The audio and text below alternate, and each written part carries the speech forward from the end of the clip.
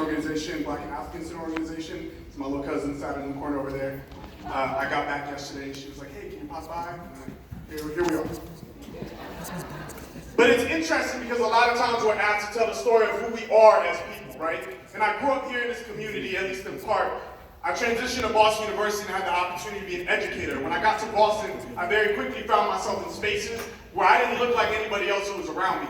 And anyone who's ever been in a space like that knows what it's like to operate in a space where you are the consummate other. I decided to be an educator. Again, coming from an immigrant background, I was pre-med, biology, science, med school, all of that. But I hated every bit of it. One thing I loved was working with young people, and I made a career out of it. Started off as a classroom teacher, got into instructional coaching and developing teachers, and eventually led a school in Brownsville, Brooklyn. Anyone from New York? They always listen. No matter where you go in this country, and I travel a lot, there's always someone from New York City, and there's always somebody from Brooklyn.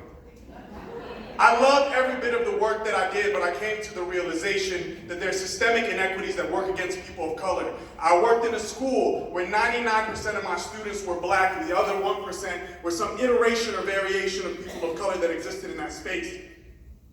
And if we're not operating through the lens of a racial consciousness, we're not actually doing what we need to do to serve communities and people.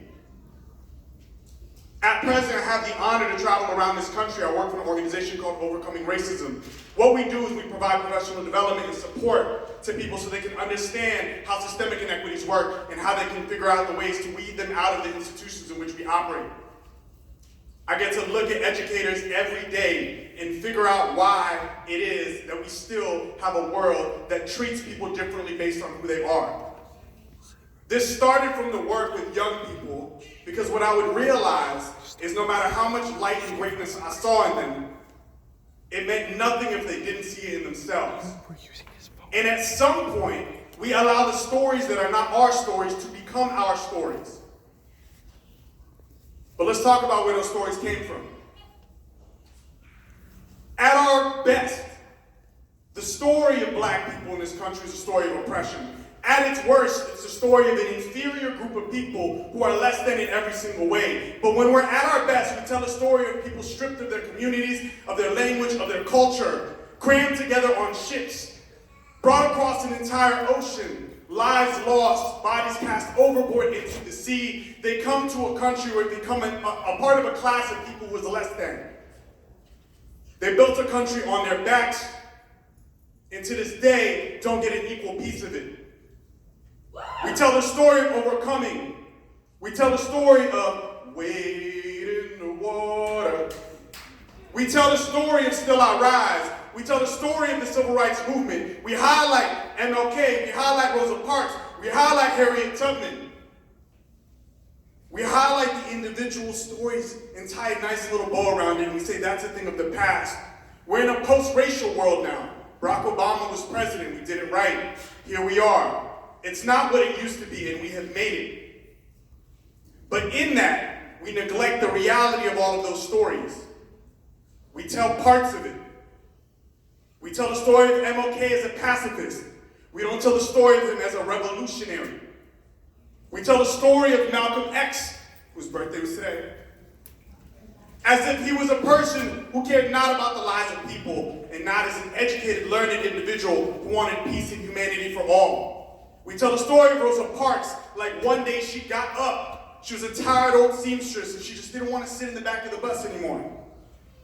When in reality, that's not the story of Rosa Parks. That's the story of Claudette Colvin, a 15-year-old girl who 9 months prior to Rosa Parks getting up, decided that she wasn't going to have it. Rosa Parks was a tried and true activist who worked as a secretary for the NAACP based out of Montgomery, Alabama. And as a result of her work fighting for black women who were victims of sexual abuse in the South, particularly an individual by the name of Breonna Taylor in 1944 in Abbeville, Alabama,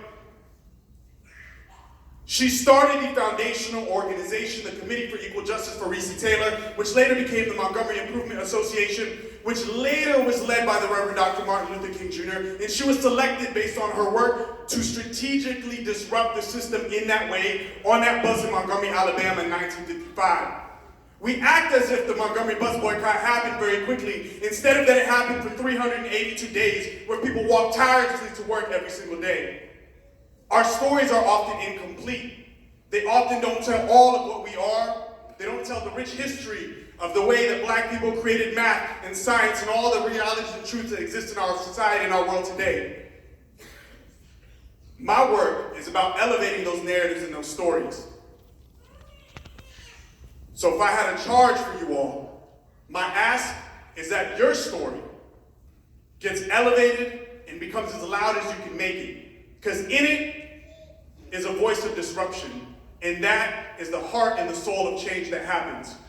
My favorite proverb is an African proverb that says, until the lions have their own historians, then the story of the hunt will always glorify the hunter. So I want us to make sure that as we tell our stories, we realize the power that they hold and the impact that they can have on changing what exists now and what exists in the future. I want to thank y'all, and I want to end by saying this: be black, be proud, and disrupt.